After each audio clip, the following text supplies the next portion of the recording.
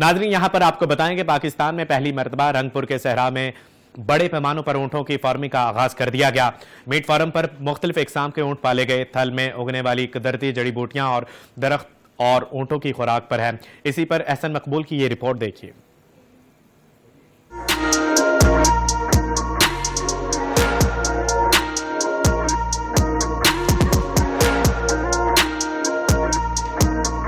पाकिस्तान में पहली मर्तबा गोश्त की पैदावार बढ़ाने और कुर्बानी के लिए सेहतमंद और बीमारियों से पाक ऊंट की फराहमी के लिए सहराए थल में मौजूद सैमसन फार्म के CEO मोहम्मद रहमान की जानिब कूल मीट फार्म में बड़े पैमाने पर ऊंटों की फार्मिंग का आगाज कर दिया गया। वेटरनरी डॉक्टर दिलशाद का कहना है कि कूल मीट फार्म पर मुख्तलिफ इकसाम के ऊंट पाले गए हैं। थल में उगने वाली कुदरती जड़ी बूटियां और दरख्त ही ऊंटों की खुराक हैं। हमारे पास 3 किस्म के कैमल है।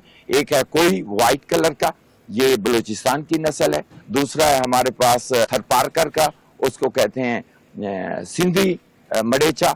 और तीसरा हमारे पास है चोलिस्तानी मडेचा। यहाँ थल के डेजर्ट में हमारे पास लूनक है, बखड़ा है, फोग है। ये सारी चीजें इसको हेल्प करती हैं। ऑर्गेनिक चीजें जो हैं वो फीड खिलाने में। ऊँटों के शौकीन अफराद का कहना है कि थल में पहली मर्तबा ऊँटों के फार्मिंग के आगाज एहसन इकदाम है। कूल मीट फार्म पर पाकिस्तान भर से लाए गए मुख्तलिफ इकसाम के ऊँटों को कुदरती खुराक पर पाला जा रहा है ताकि खरीदारों को बीमारी से पाक गोश्त की फराहमी को मुमकिन बनाया जा सके। एहसन मकबूल, 7 न्यूज, मुजफ्फरगढ़।